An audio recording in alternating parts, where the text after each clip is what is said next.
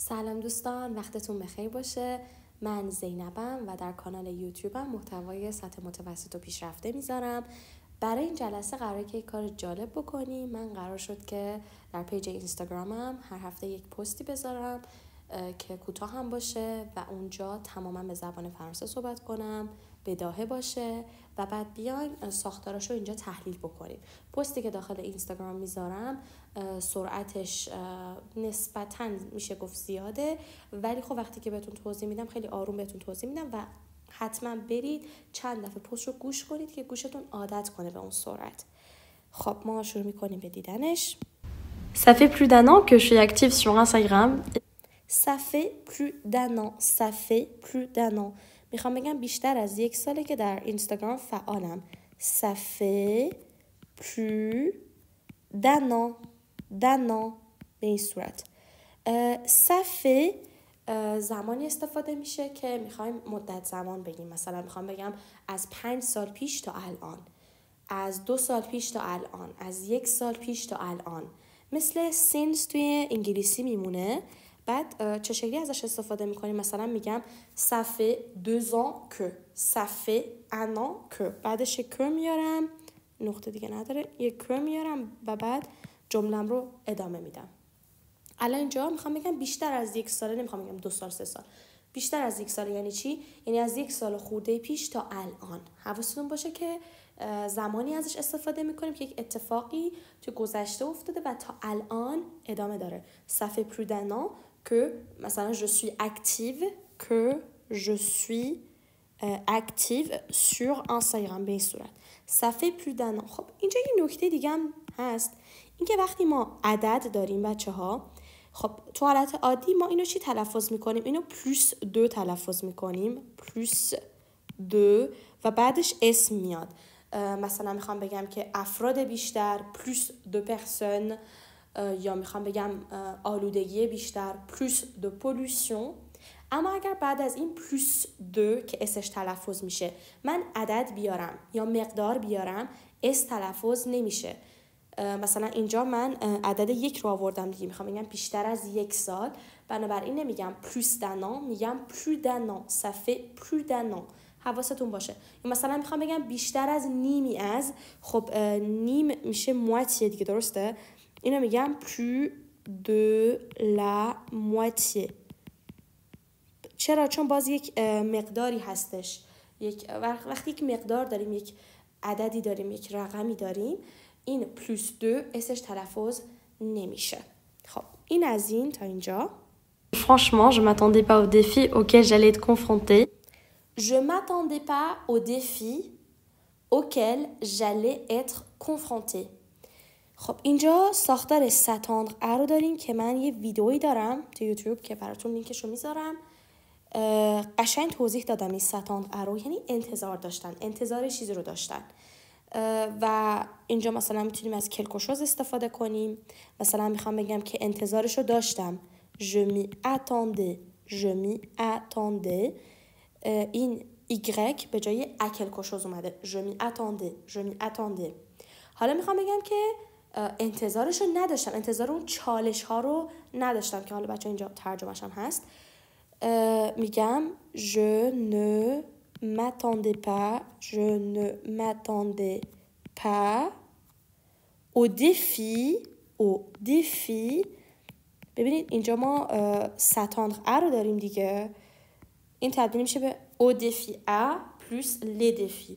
au défi انتظار چالش هایی رو که قرار بود باش مواجه بشم. auquel این بچه پرونو relatif کمپلکس هستش که من بازی ویدئویی درست کردم، اگر برید پلیلیست گرامر رو ببینید اومدم پرونو relatif های سمپل و کمپلکس رو توضیح دادم. auquel j'allais، این جمله خیلی نکته داره، j'allais être confronté.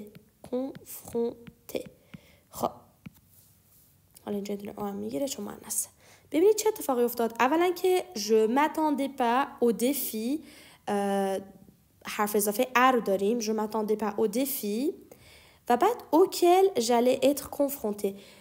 être confronté یعنی مواجه شدن حالت مجهول داره، مواجه شدن. کنفرونته خود فعلش میشه مواجه کردن، اتر کنفرونته میشه مواجه شدن. حالا میگیم اتر کنفرونته à quelque chose، چون حرف اضافه ا رو داره بنابراین این میشه اوکل. اما خب اگر اینو نمیدونید که چیه، حتما اون ویدئوی پرونوغلاتیف رو ببینید، پرونوغلاتیف کمپلکس. اگر سمپل رو بلدید کمپلکس رو اگر ببینید قشنگ توضیح دادم که این اوکل دقیقاً چی هست. پس یعنی انتظار چالش هایی که قرار بود باهاش مواجه بشم رو نداشتم. بعضیتون سوال پرسیده بودید که این ژله چیه؟ ببینید من نمیتونم بگم je vais être confronté. چرا؟ چون دارم راجع به زمان گذشته حرف میزنم. میخوام بگم چالشایی که قرار بود باش مواجه بشم. چون من وقتی که میگم je vais plus infinitif که اصلا futur proche هستش، je vais plus infinitif، این یعنی قرار است که. اما وقتی میگم ژله یعنی این avoir رو میبرم توی زمان امپرفه و بعد انفینیتیف میذارم، این میشه قرار بود که. خب من یه تیکر رو یه دفعه دیگه میذارم براتون. Franchement, je m'attendais pas au défi auquel j'allais être confrontée. یه نکته تلفظی دیگه هم بهتون بگم بچه‌ها، این فعل اتر کلا کلماتی که تهشون این تخ رو داره، حالا قبلا تو ویدیوهای قبلیم گفته بودم بهتون، وقتی که داریم تون تلفظ میکنیم نمیگیم اتر، میگیم ات. مثلا votre یا votre وقتی که داریم تون تلفظ میکنیم میگیم votre. یا autre une autre مثلا personne میگیم autre. وقتی داریم تون تلفظ میکنیم، مثلا میخوام بگم یه شخص دیگه، به جای اینکه بگم une autre personne میگم une autre personne. حالا میگم که توی این جمله ببینید که من اتر رو استفاده کردم، اینجا از اتر استفاده کردم دیگه. je m'attendais pas au défi auquel j'allais être confrontée. میخاطر اینکه دارم تون صحبت میکنم و خب این اتفاق میفته وقتی که فرانسوی دارن تون صحبت میکنن، این کار رو میکنن. حالا اگرم دوست ندارید رعایتش بکنید توی تلفظاتون یا اصلا کلا تون صحبت نمیکنید، بهتره که بدونید که راحت‌تر متوجه بشید. اوکی، on continue. Et l'un de ces défis, c'était de recevoir les... L'un de ces défis، یکی از این چالش‌ها، l'un de یا l'une de اگر مؤنثه. حالا ما داریم راجع به واژه défi صحبت میکنیم، le défi که یعنی چالش، و چون مذکره میگیم l'un de ces défis، یکی از این چالش‌ها. حالا میخوام بگم چی بود. l'un de ces défis était de یا c'était de. اینجا بهتره که از حرف اضافه دو استفاده کنید. c'était de که بعدش از انفینیتیف استفاده کردم. ببینید commentaires négatifs. C'était de recevoir les commentaires. C'était de recevoir les commentaires négatifs. یعنی یکی از اون چالش ها چی بود واسه من؟ این که کامنت منفی بگیرم. recevoir یعنی همون receive که یعنی دریافت کردن، گرفتن. négatifs, les commentaires haineux. les commentaires haineux. واژه la haine یعنی تنفر. حالا میخوام بگم که کامنتی که توش تنفر باشه، یا مثلا تو فارسی هم جدیدا میگیم هیت میدن به افراد، میگیم commentaire haineux به معنی تنفر آمیز یا توهین آمیز میشه. این شکلی هم گفت کامنتی که توش هیت داشته باشه، ان داشته باشه. Et d'emblée, je me disais Zénab.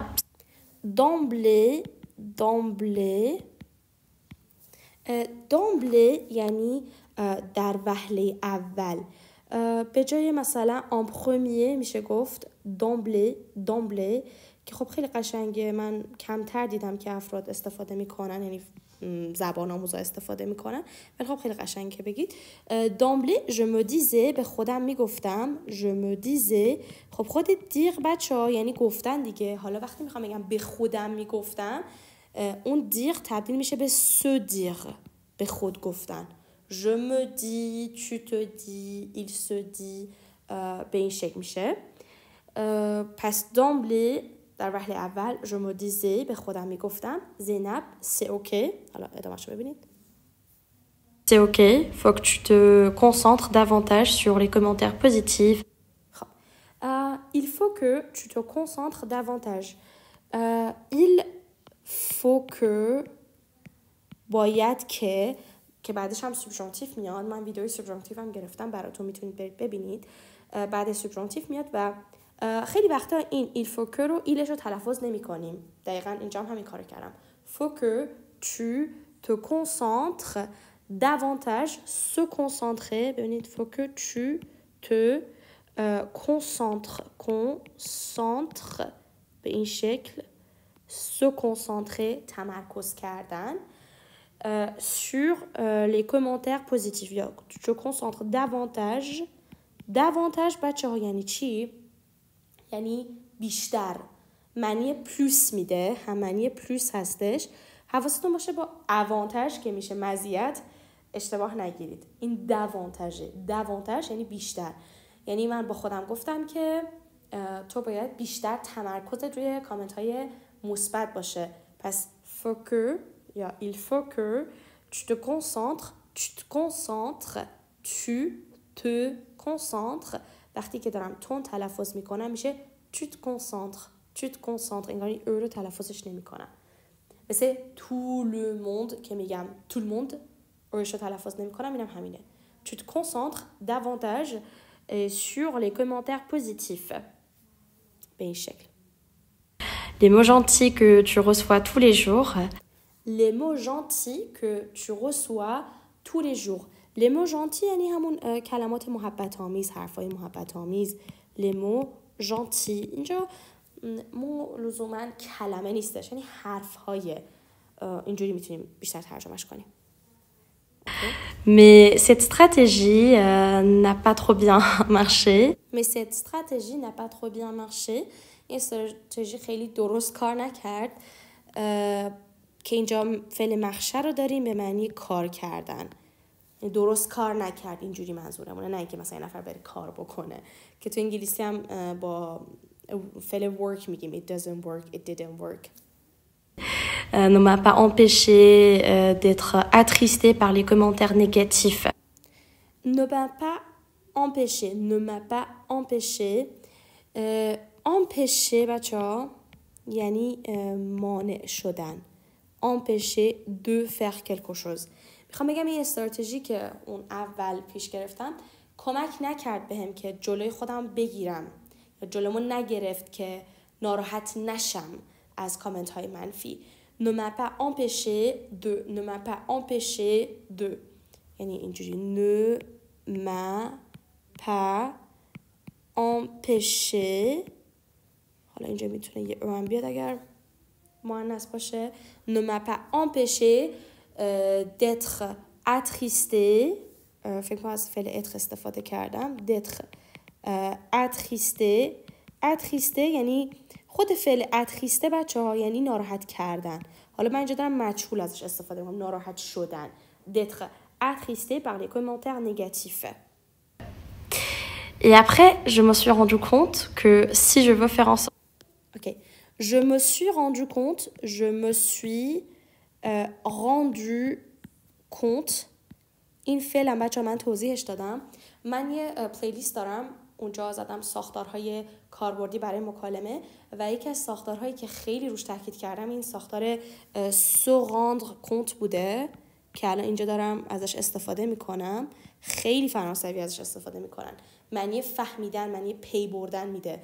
مثلا یه چیزی رو بهش پی ببریم. je me suis rendu compte que به این پی بردم که j'ai remarqué que j'ai réalisé que و توی حالت پس کمپوزم، توی زمان پس کمپوزم به این شکل استفاده میشه و همونطور که دارید میبینید چون فعل پرونومینال هست این suis je me suis rendu compte یعنی من کاری که میکنم اینه که از فعل être استفاده میکنم. je me suis rendu compte. و یه نکته دیگه این که نمیتونم اینجا او بذارم.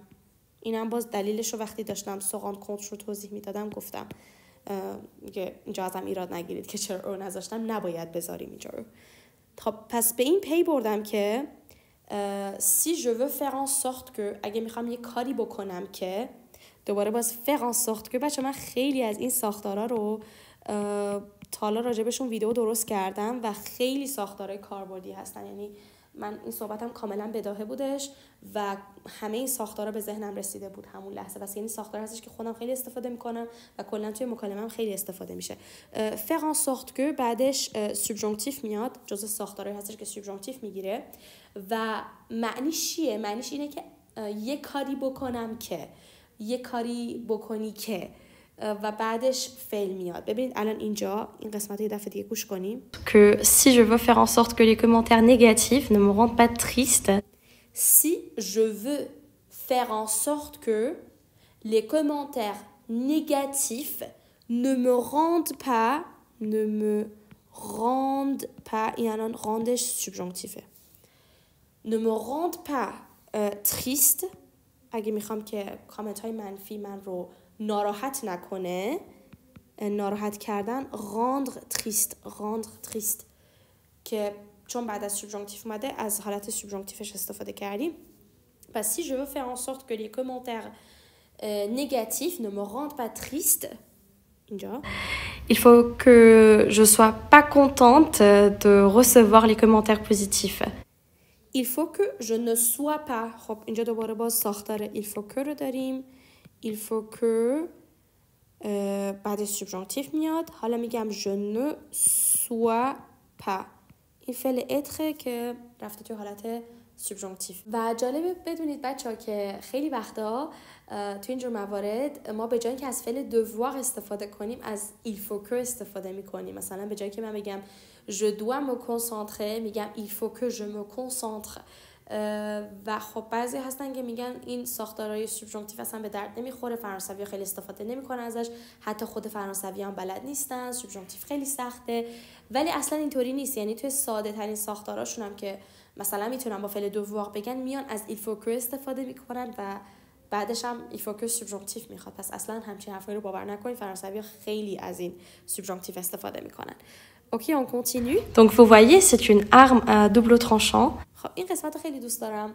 میخوام بگم که یک شمشیر دولبه است یا یک تیغه دولبه است، به این منظور که اون چیزی که حالا مثلا یک مزیتی داره میتونه عیبم داشته باشه، همزمان بهت آسیبم بزنه، اون چیزی که داره خوشحالت میکنه. که خب اینو برای چی اینجا گفتم؟ به خاطر اینکه گفته بودم که اگر میخوام از کامنت های منفی ناراحت نشم پس کامنت های مثبتم نباید خوشحالم بکنن. یعنی این کامنت دریافت کردن میتونه یه جنبه مثبت هم داشته باشه، جنبه منفی هم داره. C'est une arme à double tranchant. این tranchant بچه‌ها یعنی لبه و عقم میشه شمشیر. پس میشه شمشیر دولبه یا یه تیغه دولبه، اینجوری هم میگیم تو فارسی. خب بریم سراغ ادامهش. Et on dirait que je donnais une certaine valeur aux opinions de personnes. On dirait que انگار که on dirait que بعدش هم خیلی ساختار خوبی بچه، بعدش راحت میتونید از اندیکاتیف استفاده کنید، سوبژانکتیو نمیخواد. On dirait que je donnais une certaine valeur. این certaine رو باز من خیلی کم میبینم که بچه ها استفاده کنن. certaine که مؤنثش میشه certaine. مثلا میخوام بگم یه سبک زندگی خاص. un certain mode de vie. به خاطر اینکه میگیم le mode de vie مذکره، حالا un certain mode de vie. حالا میخوام بگم یک ارزش خاصی رو میدادم. une certaine valeur. une certaine valeur. پس certain و certaine اینجا معنی خاص رو میده. یه سبک زندگی خاص، یک ارزش خاص، به این شکل ترجمه میشه. Qui n'ont rien à voir avec certaines valeurs à double tranchant. Et on dirait que je donnais une certaine valeur aux opinions de personnes qui aux opinions de personnes. حالا اینجاش هم جالبه. n'ont rien à voir avec moi, avec mon caractère. Qui n'ont rien à voir. Avoir, rien, avoir. به این شکل مثلا میخوام بگم که ربطی نداره، میگم هیچ چیزی برای دیدن نداره. مثلا میگم که شغلم هیچ ربطی به رشتم نداره، به رشته دانشگاهیم نداره. میگم mon travail n'a rien à voir avec مثلا ma discipline universitaire. خب ربطی نداره. حالا اینجا گفتم که ارزشی رو میدادم به نظر افرادی که اون نظرشون هیچ ربطی به من نداره. qui n'ont rien à voir avec moi. مثلا avec mon caractère. Parce que moi, je montre une petite partie de moi sur Instagram. parce que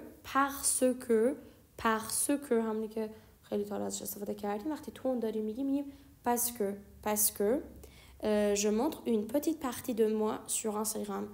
une petite partie de moi یه بخش کوچیکی از خودم رو une petite partie de moi une petite partie de moi. خب اینجا هم که très petite partie de moi. Alors vous qu'est-ce que vous en pensez؟ بچه اینا رو حتما بنویسید، چند بار تکرار کنید و سعی کنید که خودتونم باش جمله بسازید، نظرتون رو بگید و از این کلمات استفاده کنید، از این ساختارها استفاده کنید، ساختارهای قبلی که تو این کانال داشتیم. هم میتونید اینجا کامنت بذارید، هم توی پیج اینستاگرام هم میتونید راجبش صحبت بکنید، نظر بدید. ولی در هر صورت پست رو چند دفعه بهش گوش بدید که قشنگ گوشتون به این سرعت عادت بکنه.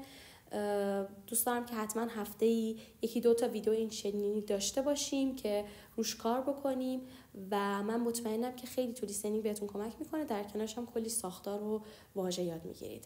خیلی ممنونم که تا اینجا تماشا کردید. تا هفته آینده.